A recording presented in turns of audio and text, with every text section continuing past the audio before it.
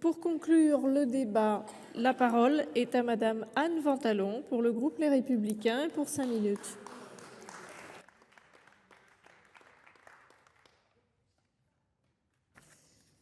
Madame la présidente, madame la ministre, mes chers collègues, la diversité de vos interventions ce soir le démontre clairement. Il n'existe pas une seule réalité, mais bien des ruralités. Les chiffres parlent d'eux-mêmes. 88% de notre territoire est situé en zone rurale. La ruralité fait face à de nombreux défis que vous avez rappelés, l'accès aux services, qu'il s'agisse des écoles, des commerces et des centres de santé, mais je pense aussi à la mobilité, au vieillissement de la population, au départ des plus jeunes, ainsi qu'à la nécessité de rénover le bâti tout en accompagnant la transition énergétique. Depuis quelques années, sous l'impulsion du plan France Ruralité, plusieurs programmes ont été mis en place afin de répondre de manière adaptée aux besoins des territoires ruraux, notamment le dispositif Villages d'avenir ou Petites Villes de demain. À ce sujet, je salue la mission Flash initiée par la Commission de l'aménagement du territoire et du développement durable et confiée à nos collègues Nicole Bonnefoy et Louis-Jean de Nicolaï afin de dresser un bilan du programme Petites Villes de demain, 5 ans après sa mise en œuvre. Parce qu'il est essentiel de renforcer la gouvernance de proximité et d'appuyer pleinement l'action des élus locaux, nous avons voté au Sénat plusieurs propositions de loi allant dans ce sens. Je me réjouis ainsi que nous ayons adopté en mars dernier le texte Trace. Outre la volonté d'œuvrer pour rendre la politique de réduction de l'artificialisation des sols plus supportable, il instaure une meilleure prise en compte des réalités locales et rurales qui sont souvent bien différentes d'un département à un autre. Ce texte permet ainsi de redonner la main aux communes dans le développement et la maîtrise des enjeux démographiques et économiques. Récemment, nous avons également voté à une large majorité en faveur de la proposition de loi visant à améliorer l'accès aux soins sur l'ensemble du territoire. Alors que 87% de celui-ci est classé en désert médical, nous connaissons tous des exemples concrets et de difficultés d'accès aux soins dans nos départements. Éloignement géographique, pénurie de professionnels, fermeture de services, délais d'attente déraisonnables pour consulter un spécialiste, les obstacles sont nombreux.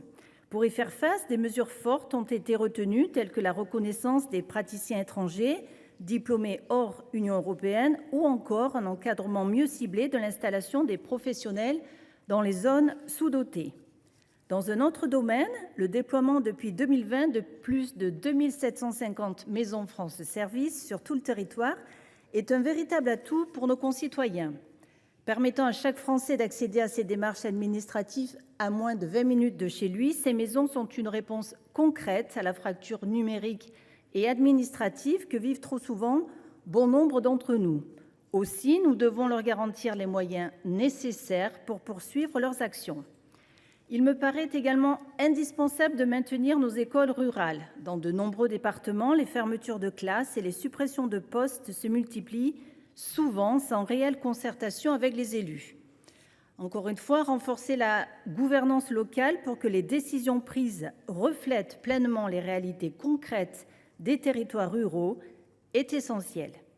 La ruralité est aujourd'hui trop souvent associée à un manque d'attractivité. Pourtant, la ruralité positive se développe et permet de valoriser le cadre de vie et créer une dynamique grâce à une variété de services, d'activités et d'initiatives locales. Avec une qualité de vie confortée, cette ruralité vivante attire autant les familles que les entreprises.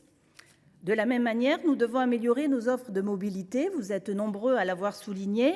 Je rajouterai une offre de mobilité renouvelée pour faciliter aussi l'accès à la culture. Notre ruralité se visite et dispose d'une diversité culturelle et patrimoniale qu'il est nécessaire de valoriser afin de préserver l'identité de nos territoires et soutenir le développement local. Elle permet aussi la transmission aux plus jeunes ainsi que le maintien du lien intergénérationnel.